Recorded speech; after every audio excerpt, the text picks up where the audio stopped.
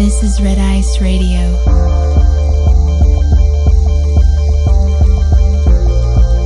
From the dream to reality.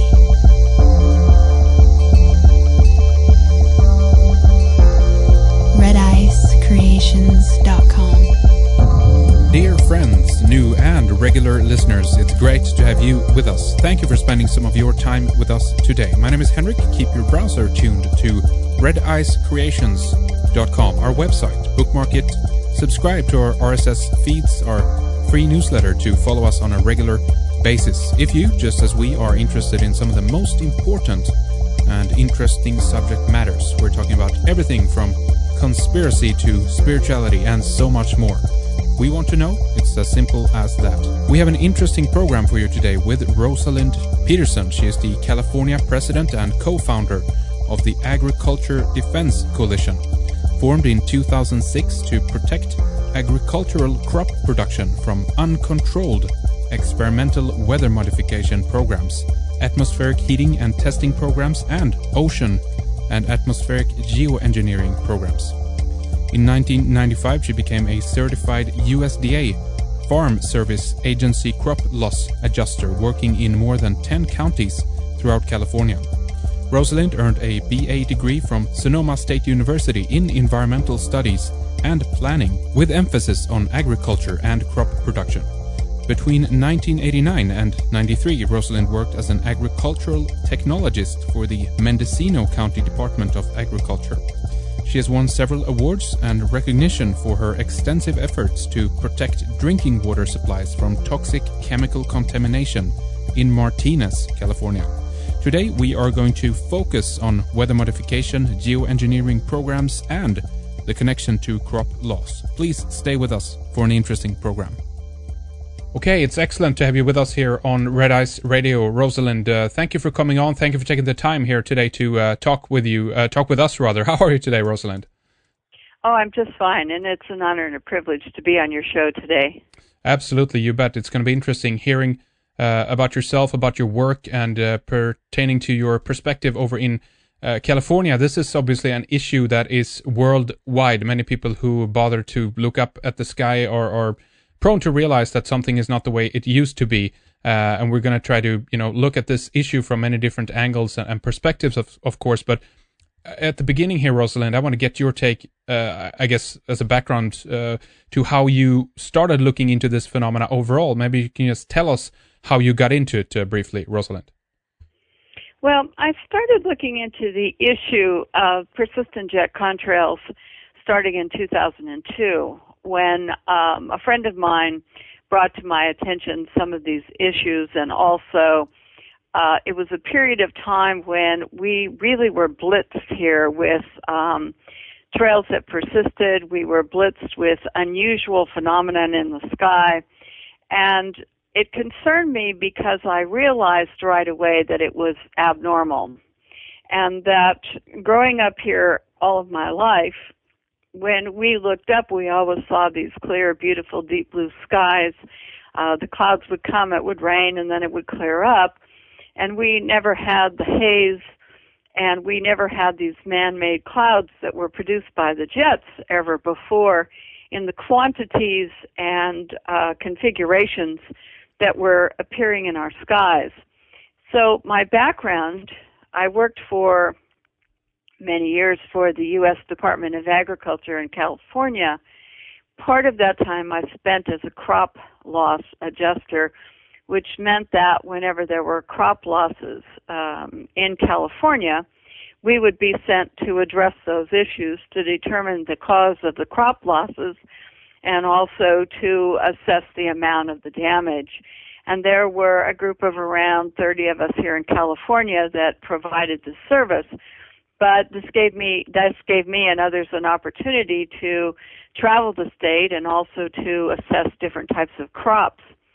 What concerned me when I first began to really take note of the jets and their impact was that they were leaving us in higher humidity and man-made cloud cover, which was restricting the amount of sunlight reaching the earth, and realizing that all agricultural crops require photosynthesis and direct sunlight to grow and produce crops, this became of great concern to me, along with the fact that NASA studies early on in my research noted that these persistent jet contrails would change the climate.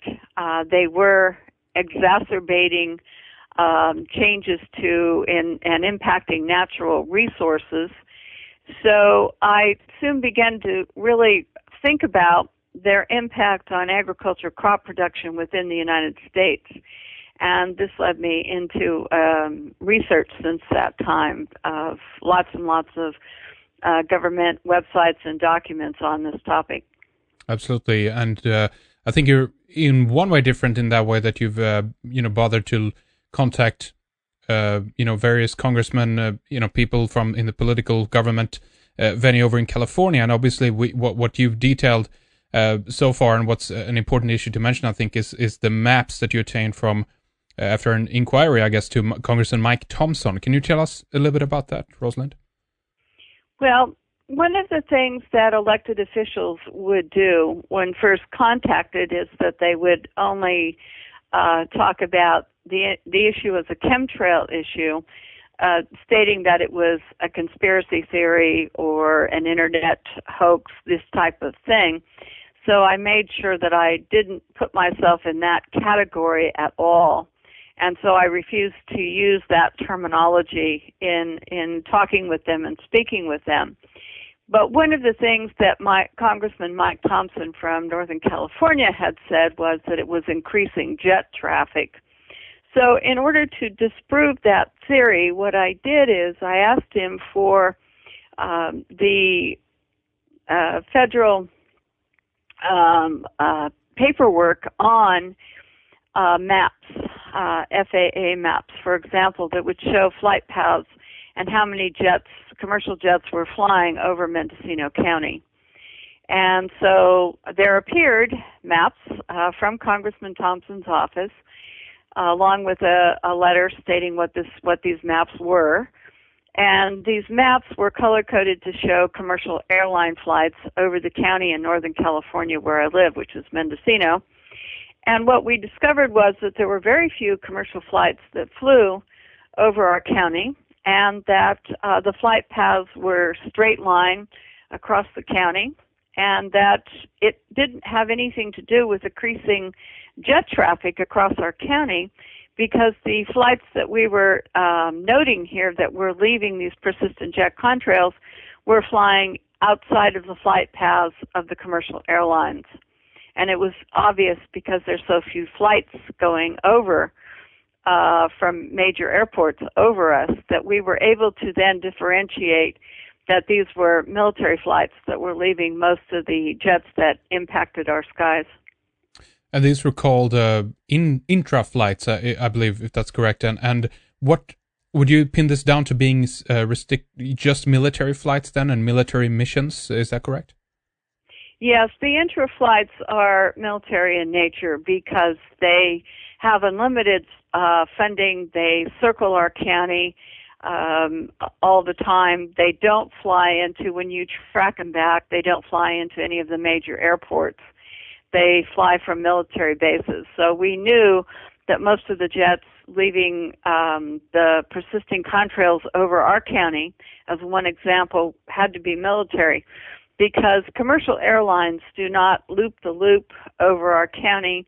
Commercial airlines don't get out of their flight paths because they only have a certain amount of fuel.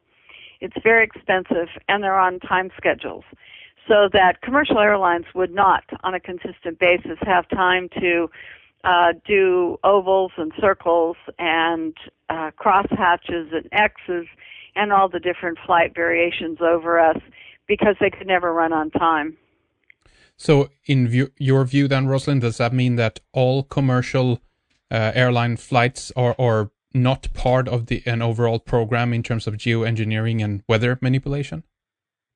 Well, you have to understand that commercial airlines do impact our environment, and they do sometimes produce trails that persist, but mostly they persist along the flight paths.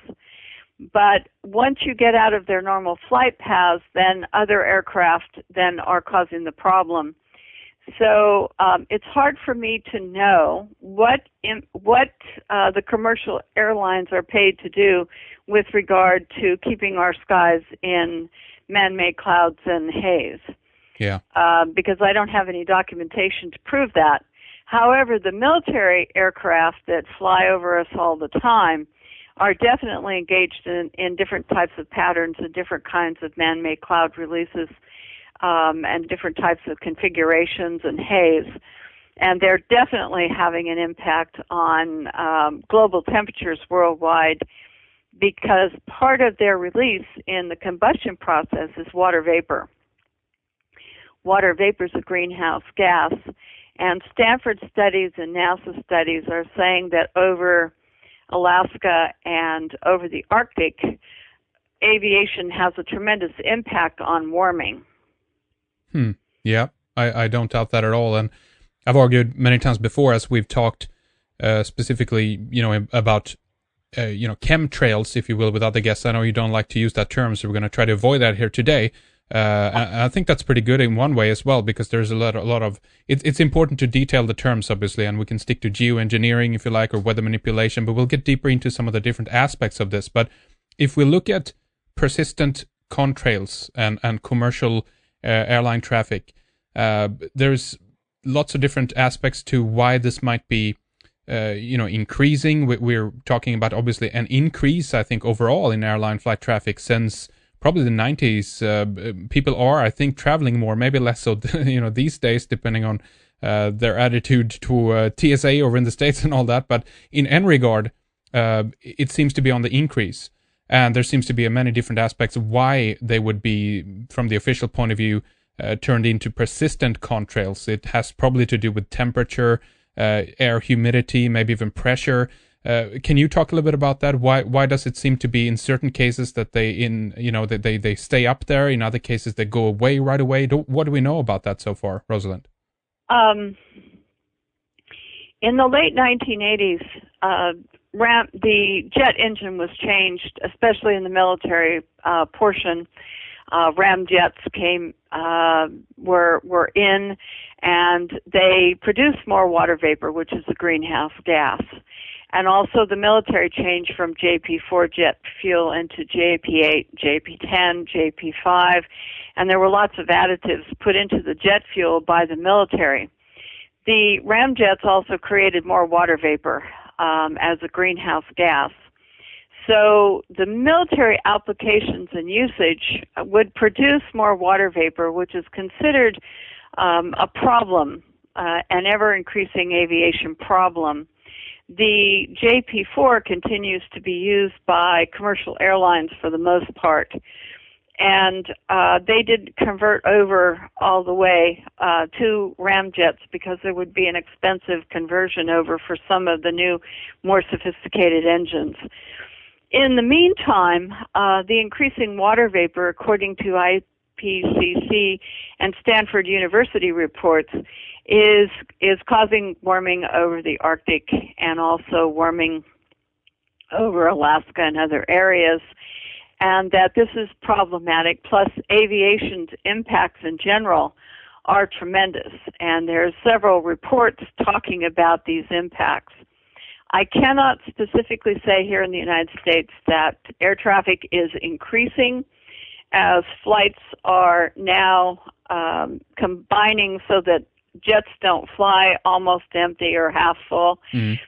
So I don't know that there's an increase in jet traffic exactly, even though that's the mantra that everyone likes to say. I see more of consolidation, packing people into smaller areas and planes, and fewer flights as far as not flying with only a quarter of the passengers or half full. Okay, interesting. I want to go back to this idea there of the difference then between military and commercial airline traffic, because there's a difference there, and at least from my perspective, Rosalind, what I've been able to see, over the area where I am, personally in Sweden, there definitely is a military base not too far from here. I hear jets go back and forth. Military jets, they tend to obviously fly lower than usual if they do tests and things like that. But what I see and the planes that I see that it's causing these persistent kind of clouds that are smearing out over the sky, or seems to be anyway, I say, because I don't have proof of that, but it seems to be pertaining to the commercial airline traffic, So what I would like to ask you is if we can talk a little bit about the fuel again, then, if you believe that there could be a change in the fuel, meaning that we're not talking about a program where people are involved and if you will, then in the know of what is going on, but this could actually simply just be down to the fact of a change in the fuel that is given to the commercial airlines. What do you think about that, Rosalind? That could be a possibility, but also I do believe, despite this, that commercial airlines are leaving trails of persistent and these odd, smeary, man-made clouds, high cirrus, high haze, all of this. And I think I have come to the conclusion from all of my research that I think it's deliberate to absolutely cover our skies in these man-made clouds and haze. I think it is. And I think that the warming is deliberate from this process as well. Interesting. Yeah. So they're definitely part of some kind of experimentation program. I want to ask you a little bit later about NASA, NOAA, what they've been up to. You've been attending, I think, some of those meetings, and we'll talk about that. But do you know who produces the jet fuel today? If that's in accordance to those who develop the engines, and if you will, then they're given a recipe, and then the different gas companies are producing it, or do you know who's behind that, Rosalind? Well, what it is about jet fuel is that the military has unlimited funding. So when you talk about jet fuel, the Navy, for example, uses JP5 jet fuel for the most part, and then they put additives in it for different performance capabilities. So what happens is that the Air Forces use JP8, JP10. There's different kinds of uses, and the manufacturers, of course, that manufacture regular jet fuel will manufacture for the specifications for the military, and then the military purchases it. So I don't think that there's any restrictions. The military just orders what they want, and then Boeing builds the engines and the jets, and these different manufacturers build the jets to the configuration that they want. Then they put this type of jet fuel in it.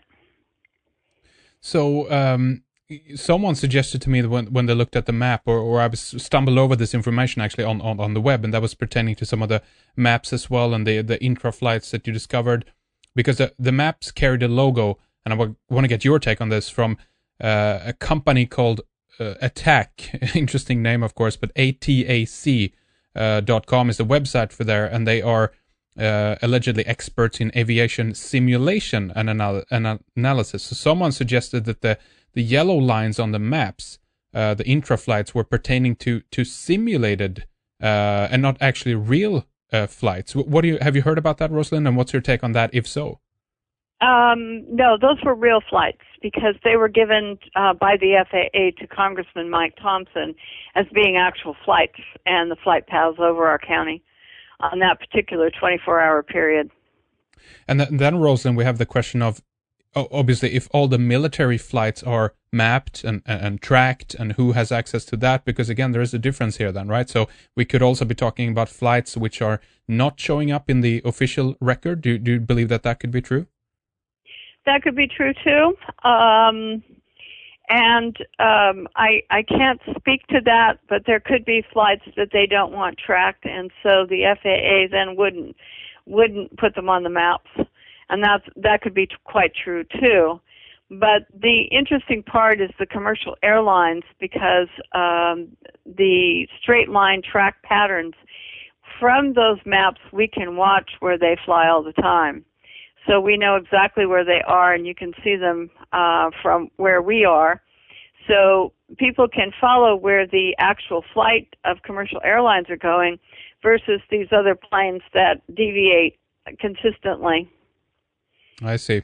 So why don't we talk a little bit about some of the the programs, if you will, then that are running within NASA and NOAA and so forth, and what their particular angle might be, and what you think about that. You've attended some meetings, I believe, and maybe we can talk specifically about something called NASA Ames, perhaps, Rosalind. Yes. In 2006, there was a week-long meeting held at NASA Ames in California, and they discussed geoengineering was the main topic in November 2006. And they opened it up to the public for a day, and they had many of the speakers speak at this public forum on geoengineering at that time. And geoengineering is talking about, in this reference, of atmospherically putting up programs that would modify the environment in the atmosphere or through the oceans. So you could have ocean iron fertilization, for example, in our oceans, which is ongoing, or you could have upper atmospheric particle and chemical releases where they would try to restrict the amount of direct sunlight reaching the Earth in order to allegedly cool us down. Now, do you believe that that's true? Do you think that from their point of view, then, this is a benevolent motive? They're just trying to experiment. They're trying to see if this has any effects because they are truly concerned, I guess, about global warming. Do you think that that could be the case? No, I don't think they're concerned about global warming. And here's why. If they were concerned about global warming, then they would be tackling the aviation problem of the jets and the water vapor releases by the jets because it's a greenhouse gas. And they would be tackling the problem of increasing water vapor from aviation over the Arctic and Alaska in order to decrease melting. And so their expertise would be directed in reducing our impact. And in other words, those programs immediately, in order to move those areas into not warming. And as it is, what I think is happening is that in order to get into the Arctic and Alaska in certain areas which are normally frozen over, have been in the past, the oil companies and can't exploit the natural resources, and different countries can't exploit the natural resources in those areas. So if you warm up those cold, frozen areas so that they can be exploited, there's a financial reward to that could be astronomical. Interesting. I'm really thinking that it's a deliberate attempt to warm those areas deliberately. Otherwise, the geoengineering group would be talking about reducing the impact of aviation today, and the hearings from the UK Parliament to the U.S. House of Representatives would have had experts on that talking about aviation, which they did not. Was this the Global Geoengineering Governance? Was that a meeting, or it's an umbrella name for something, right? Let me explain what has taken place since 2009. The UK Parliament has held a series of hearings with reports involving geoengineering, the programs, and global geoengineering governance. In other words, where they would set up a governing body to allow these different geoengineering programs to be initiated with rules and regulations. And at the same time, the UK was going through these meetings and hearings. The United States House of Representatives Science and Technology Committee held 3 hearings, one in 2009 and 2 in 2010, on geoengineering and also global geoengineering governance. In other words, to set up a funding mechanism and to set up a way that they could start putting these programs into operation. But what was interesting about both of those is that they only the promoters really of these programs were allowed to speak at either hearing. They didn't have anybody in forestry to talk about the acid rain problems from putting up particles and chemicals into the atmosphere. They didn't have anyone from ocean scientists, biologists. No one was speaking on any of the adverse consequences, which were admitted during the course of those hearings, but which were they never had anyone questioning, in other words, these so-called climate scientists on their schemes. Mm-hmm. What they did is they were only having testimony mostly from people that wanted to implement them. I see. It's very, very interesting. There's so many different, aspects to look at of why the motive would be for this, of course. And a little bit later, I want to get into some of the particulates that you've been speaking about that's been found. There seems to be an increase in certain chemicals, metals, and so forth as well. We'll address that. There was a few other things I want to talk with you about that has to do with the cloud seeding again then, because the idea, I guess, is with a thicker cloud layer, you'd have more sunlight bouncing back into space, and therefore we'd have a cooling effect. So from their point of view, or one of the reasons we're given, I guess, in that sense, an unofficial reason so far, would be that this is the way to combat global warming. But as we've seen, or as many people have reported, there's other things in the actual clouds, and I don't know if this is the case with all cloud seeding, but in some cases there seems to be metals in there as well. And maybe we can talk a little bit about how you've managed to track this, or the samples that you've taken that indicates an increase in things like barium, aluminum, and things like that, Rosalind.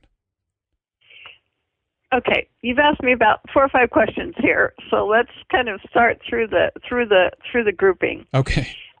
Okay. The first thing, talking about how I know that there's an increase in chemicals and particles, is that the United States is conducting upper atmospheric tests and have been for years. And in these upper atmospheric tests, which you can read about in the aluminum section or the barium section on my websites, either CaliforniaSkywatch.com, or you can go to agriculturedefensecoalition.org. I list these various upper atmospheric experiments which the United States Navy, the United States Air Force, and NASA have been conducting for years. And they do use aluminum, trimethyl aluminum, barium, strontium, lithium, sulfur hexafluoride. All of these chemicals are being used in these upper atmospheric tests. And these are extensive tests having been done for years. And we know that the U.S. Navy, for example, in 2009, put up an aluminum oxide dust cloud over the eastern seaboard of the entire United States. And what they did is this aluminum oxide dust cloud they put up so that they could conduct university and government experiments having this aluminum oxide floating around in our environment. It will eventually come down, and when it does, it will pollute the water and it will pollute the soil, and it will pollute everything when it comes back down. The Navy intends to continue these type of testing. The Air Force conducts what they call night cloud experiments by putting trimethyl aluminum and other chemicals into canisters and then superheating them in the atmosphere and conducting tests when they explode. These canisters will explode.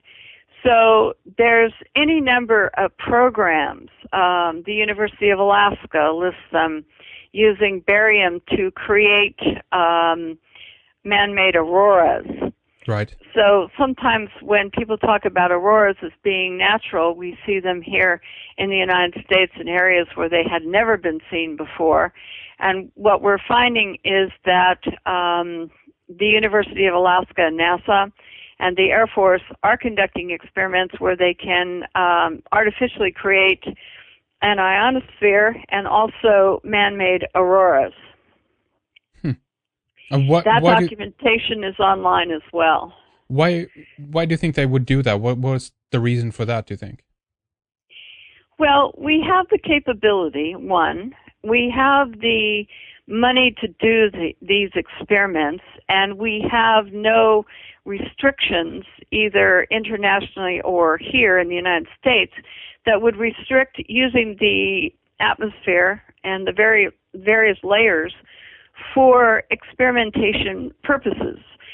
There are no restrictions on geoengineering right now, and so some of the cloud whitening experiments are being done and conducted.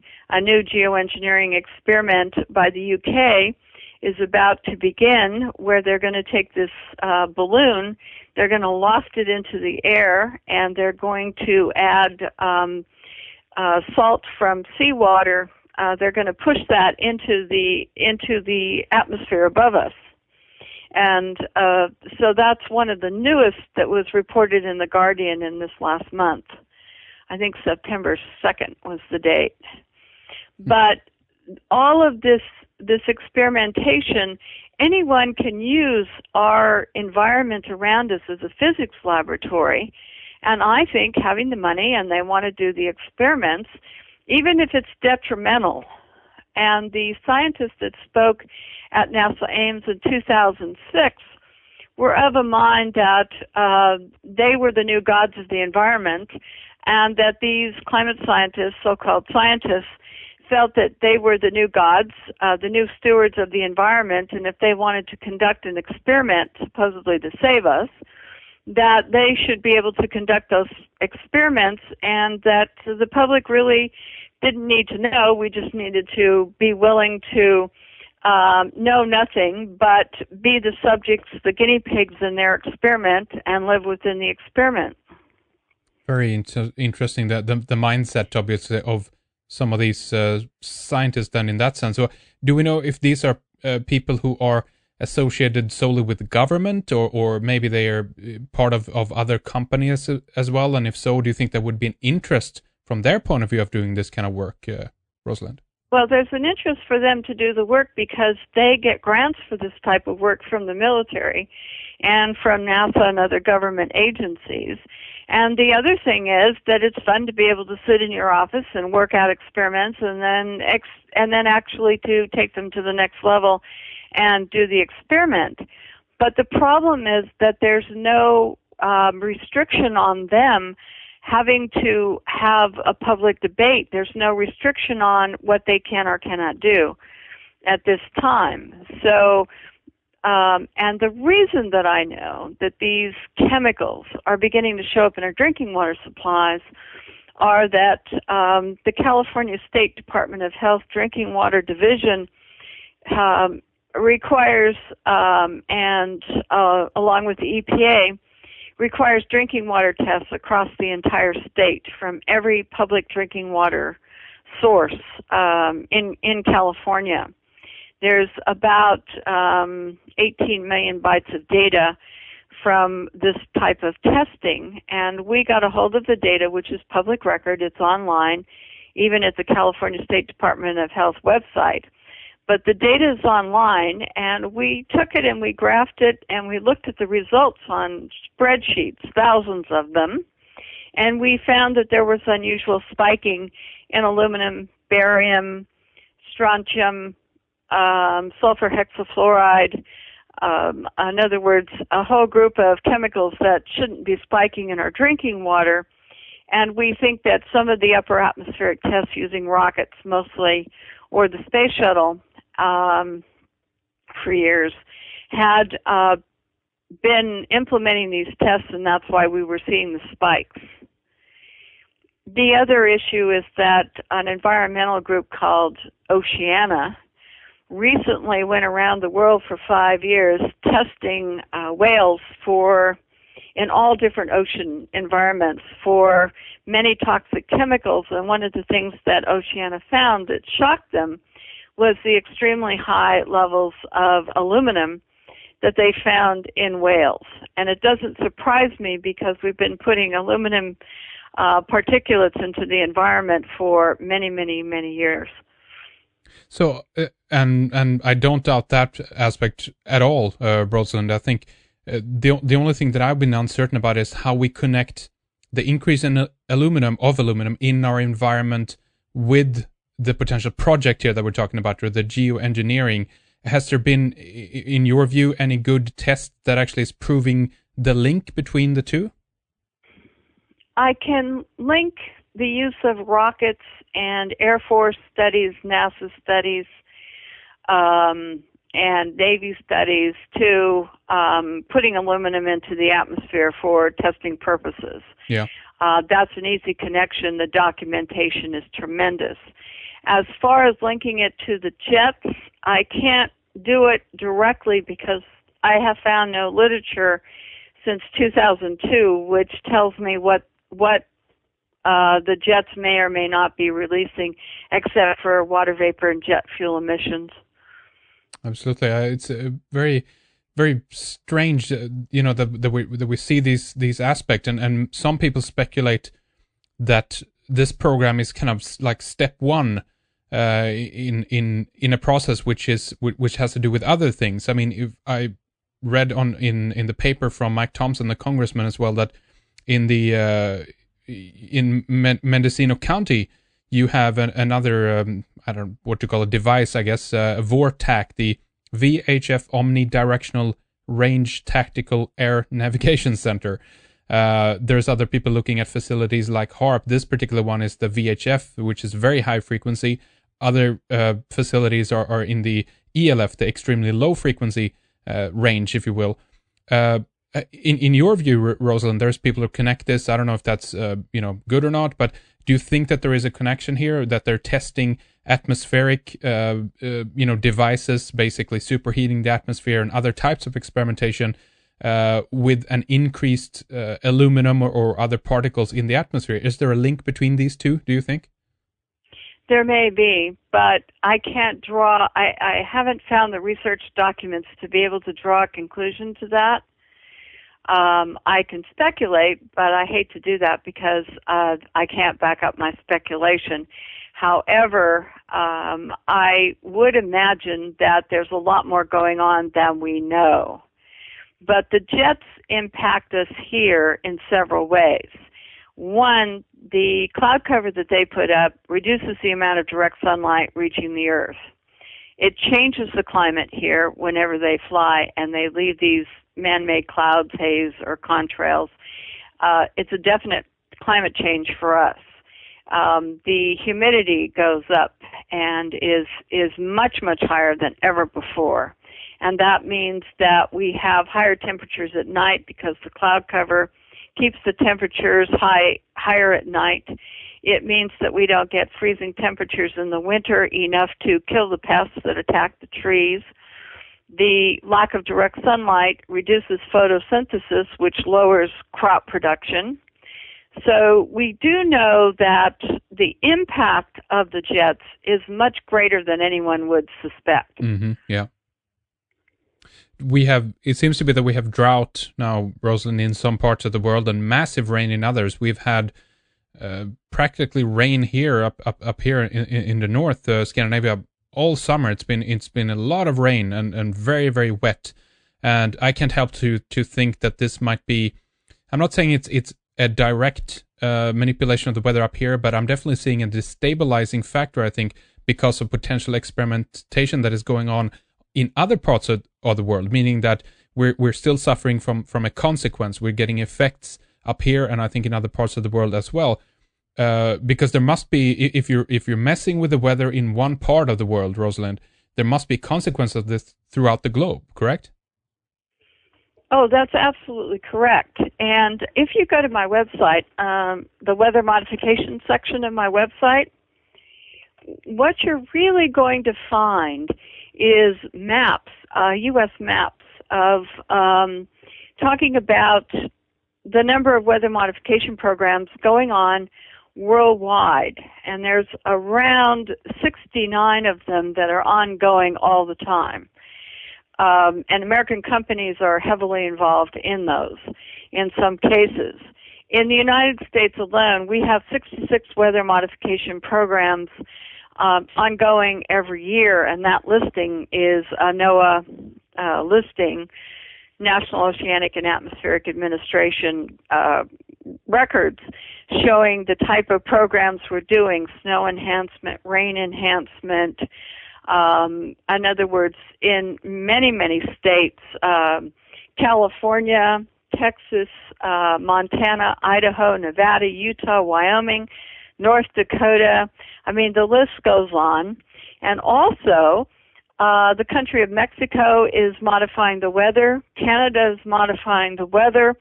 And these are having international effects. Yes. You cannot modify the weather in one place without it being detrimental to some other location or area. And this is what's not good. It concerns me greatly.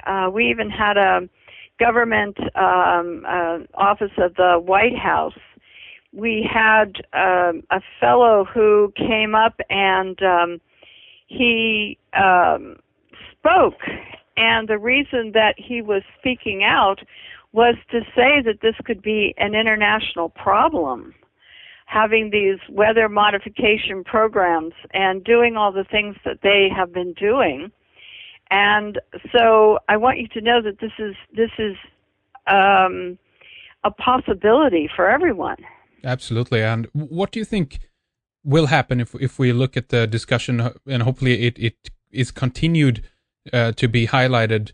Do you think that there will be any kind of legal issues here in terms of maybe international law, that someone is going to come in at some point and actually demand some kind of restrictive, measure on this? I mean, there must be, the military can't just go on and on and on about this, right? And do tests and because eventually someone will have to know that this has consequences on other countries around the world. Do you know if there's been any debate about this at all, Rosalind? No, because in actuality, they're trying to keep this information pretty buried so that people here in the United States and in other places don't know. But one of the things that this science advisor, his name is Marburger, and he was from the Executive Office of the President of the United States, and this is the Office of Science and Technology Policy. In 2005, in reference to a bill that never passed, but they tried to pass to get more weather modification programs going, he writes, the Departments of Defense and State, there's national security implications. He said, because small-scale weather modification may promote rain in one area to the detriment of another, weather modification could result in litigation or private citizen litigation against the modification programs themselves. That's why they don't want to do them, because there could be that type of litigation.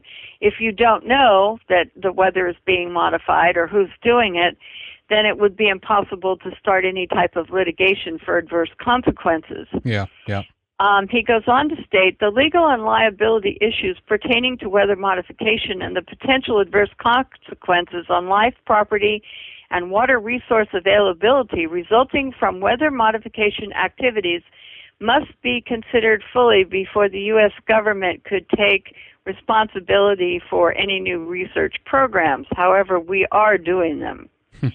The international and foreign policy implications, he writes, small and large scale, for example, hurricane weather modification efforts could benefit the United States to the detriment of other countries such as Canada or Mexico.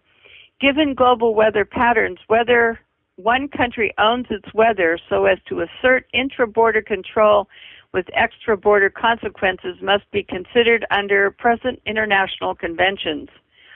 The manner in which such a program could benefit or harm the present U.S. positions on foreign policy matters such as global warming, climate change, should also be considered.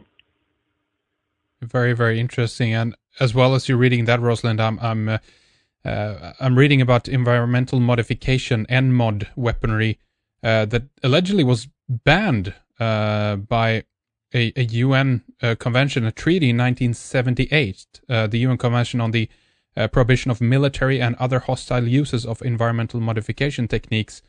force the end of such programs overtly anyway. And the question is, this obviously hasn't been kept up, but at the same time, as you kind of argue there, if no one is aware what the programs are, or actually is willing to look into it, then we don't know if it's going on. And if we don't know if it's going on, we can't enforce any law or urge anybody to look at these laws, right?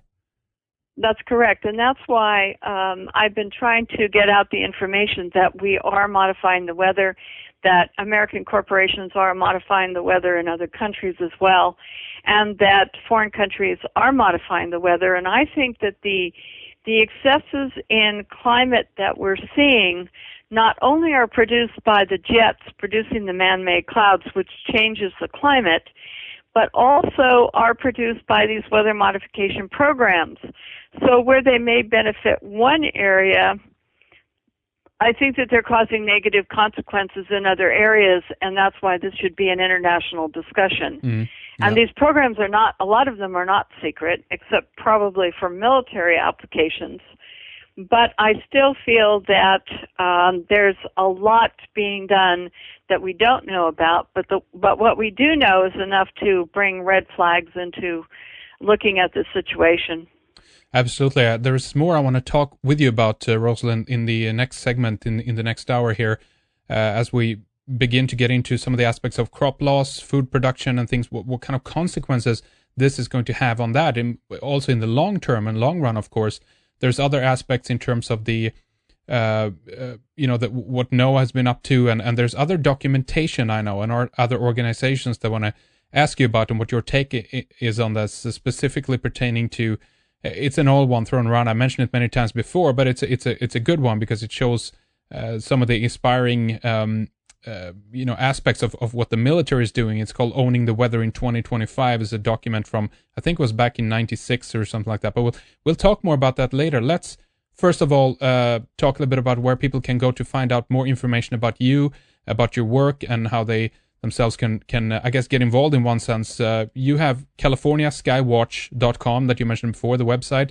Now, is there anything you want to say about the site or other websites that you want to give out to our listeners, Rosalind?